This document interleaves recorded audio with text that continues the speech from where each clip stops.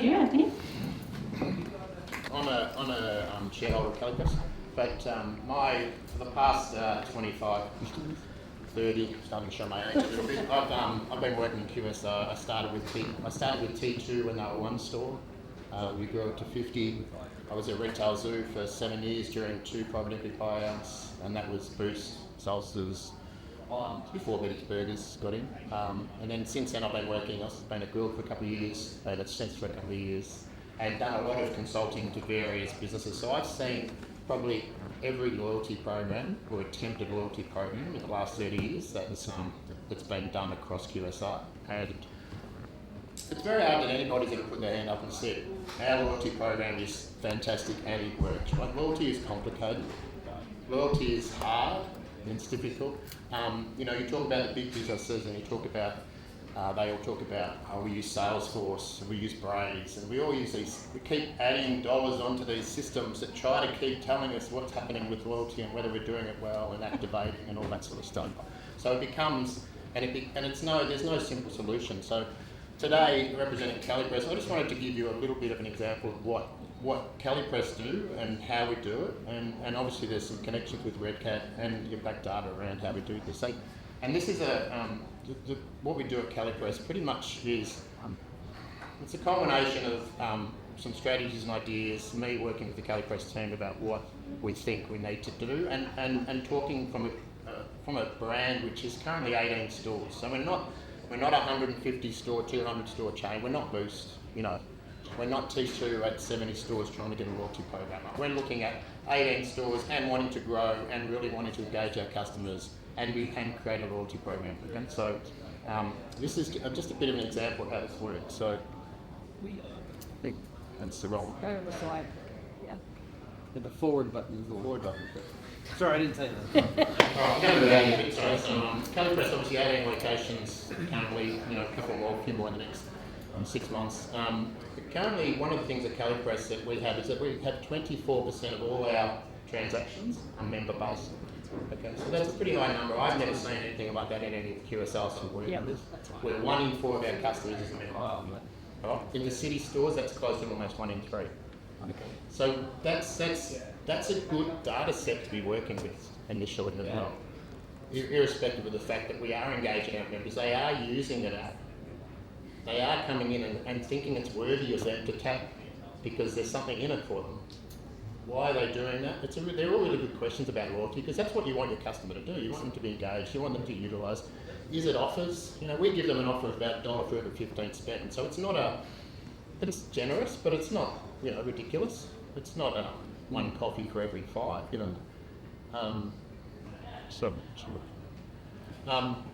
And we've just got a small internal marketing team. Well, in fact, there's 1 marketing person, 1 product person, and potentially me, as well as the CEO, or whatever. So we work pretty closely. And Kelly, when you talk about loyalty, I often get confused around loyalty because people talk about a lot of stuff. And you can see in the initial slides here, you're talking about brand and brand engagement and wanting people to be engaged with your brand. Why are you talking about revenue, wanting people to come back and spend more money with you? What are you trying to drive here? What's it about?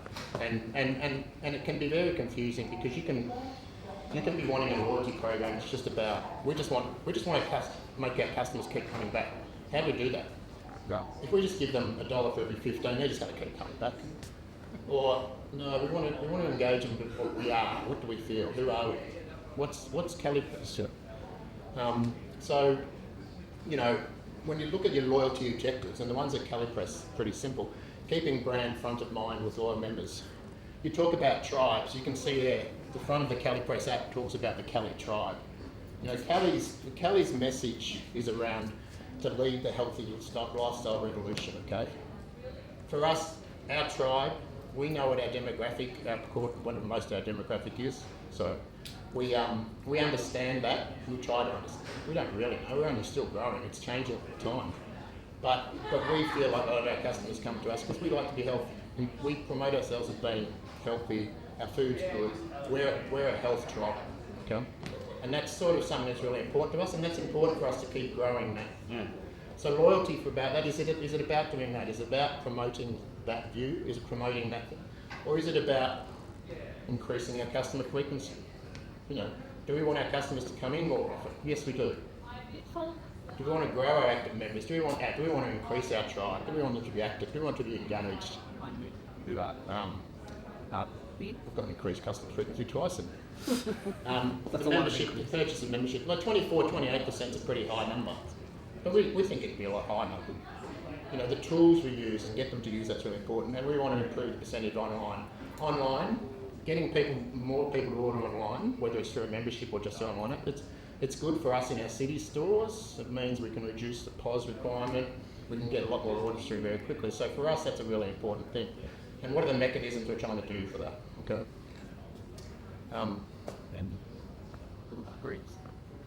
The way we do it is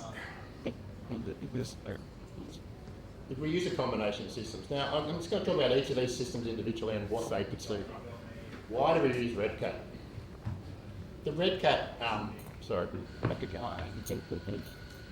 Redcat, when you talk about the app, when you talk about the devices, when you talk about wanting your customer to have a really simple way of just activating engagement with the customer, the Redcat app is fantastic.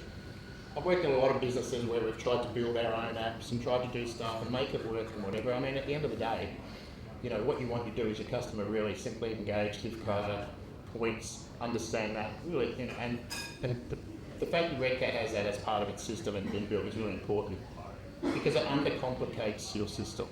Right? It makes it really simple. Is that a word? I know, I'm just like, that's a new word. Undercomplicate. That's Well, awesome. It makes things really simple. That's word of the day. Impact data. For us, impact data is a great tool because we can just put impact data on, connect it to our data, and it will just do those things about engaging those customers that we don't really have. Right? The ones that have come in once, haven't come back. It's got a lot of great automation in there where we can make it work. You know, it does what it is. If you've got a new customer that joined and hasn't done stuff, you can set it up, you can set your triggers, it will do that. Plus it's the tool that where we can create our communications and send it out the way we want to send it out. And that's really important for us because once again, undercomplicate. We don't want to be using monkey chip, all those systems that try to send out. You know, I've spent years working with graphic designs teams, product marketing teams, creating different sort of emails and concepts and whatever. But you know, the reality is, the impact data system is really easy to use, and for a small business, 18 stores, we haven't got the time or the resources to want to do what we do. Okay. And then there's, on top of that, we use a BI tool, okay? So Arctic BI tool. I'm wearing another hat here. Arctic BI tool is my BI tool, and I currently provide that to about 20 of different Redcat customers. And the BI tool just provides that overview. And why do we use a BI tool?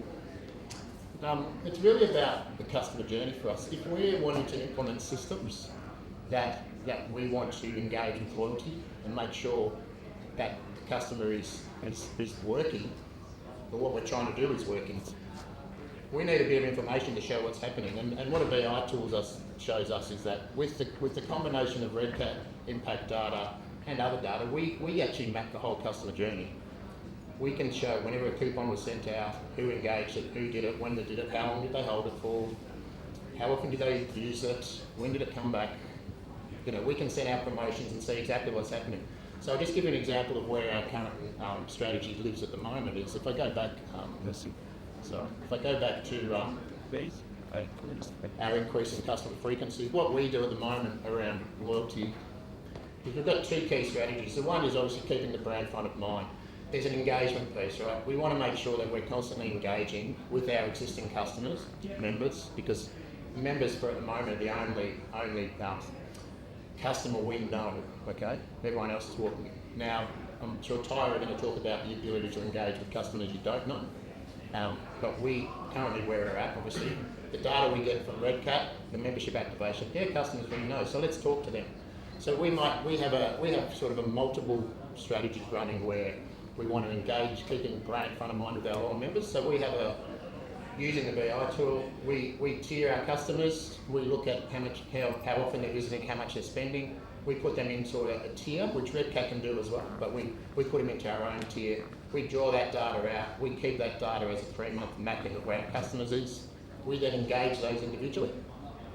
And that's using impact data. We create a list of our members, and we say this is our current member who we're classifying as a medium frequency who buys a sandwich every week. Now we're going to target them specifically using a data set we call out of BI, put it back into impact data, create a coupon specifically for them, send that out, and then we're going to use the BI ongoing to have a look at what that's done.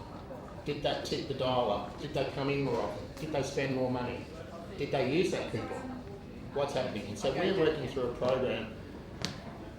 There's 2 tiers of what we're doing. One is looking at those customers and sending them out information. We're not giving them offers, we're just sending them out, hey, we're healthy, here's what we're doing, here's our new products. Makes you feel engaged as a customer, we want to keep your loyalty, okay?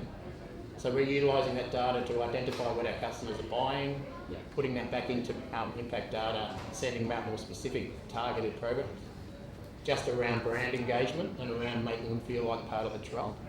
But the second part we're doing is we're looking at those different tiers and going, right, here you are, for the last 3 months you've been a medium customer, you've come to us 2 times in the last month, we want to get you to come a 3rd time a month. How are we going to do that? It looks like you buy coffee a lot, or it looks like you buy a bowl a lot. We're going to engage you with a $5 offer off a bowl, just see if we can get you in a 3rd time that month. Then over a 3-month period, we're going to send you that coupon. If you don't activate that coupon, we're going to be able to see that. We're going to send you another one just to remind you. And then over a 3-month period, we want to see if that tips you up from 2 times a week to 3 times a week. And if that happens, we've been successful, tick, that works, let's keep that program going, let's get our customers coming in. Not are you spending more money, you're actually getting more redemptions, and you're engaging with our brand more. So really targeted programs utilising those 3 tools is really important. And you can see the process at the moment. Redcat captures the data. Redcat creates the coupons and offers and pushes it back to your members. We bring the data into the BI tool. We can push the activations out of the BI tool back into Redcat to go, we know these are the people we need to send coupons to. Alternatively, we can send the activation into impact data. Impact data can activate the customers using coupons. Redcat also sends the data directly in impact data, which it can use it in its own, whatever impact data can do in its own microcosm around the customers that we're not engaging is really important for us.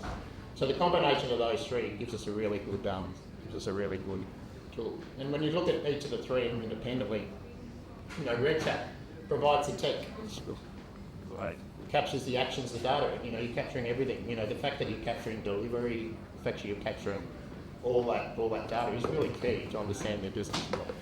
And it provides the activations, the ability to provide those coupons and to connect those coupons in with impact data and be able to send them out. That's really powerful, especially for a small business, that it doesn't have the ability to invest in bigger systems that can do that work. It's really key. Impact data, it captures the actions as well. It has its own analytics tool, it has its own thing that captures a lot of great information, sends out a lot of great stuff, but it's probably more out than more the ongoing, customer who hasn't returned type stuff, and we utilise that as much as we can.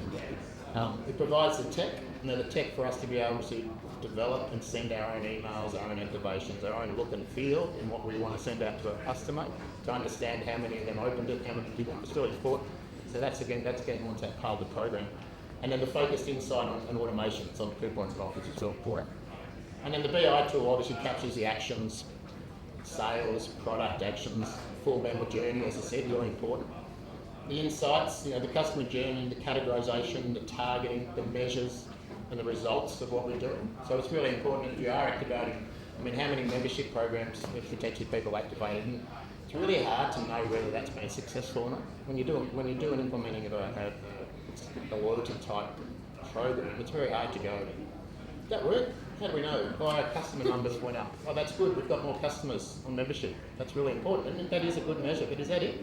Did they spend more money? Did they come in more often?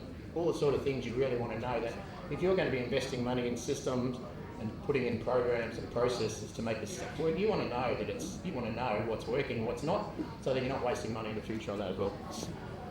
And the ability for the BI to provide data into impact data and Redcat for bespoke activations, because bespoke activations and the ability to do that with customers is really key. Yeah, so I just wanted to take you through that journey. That's the way it looks for a 20-store business, and I specialise in. I always say I specialise in that 10 to 50 store chain, because that's the time when businesses that I've worked in don't the revenue's getting better, you're opening more stores, but you're not really spending much on your overheads or your support office yet, because you still can't afford it. Okay. So I can't afford to have a full-time loyalty person in business. I can't afford to have a full-time analyst in our business.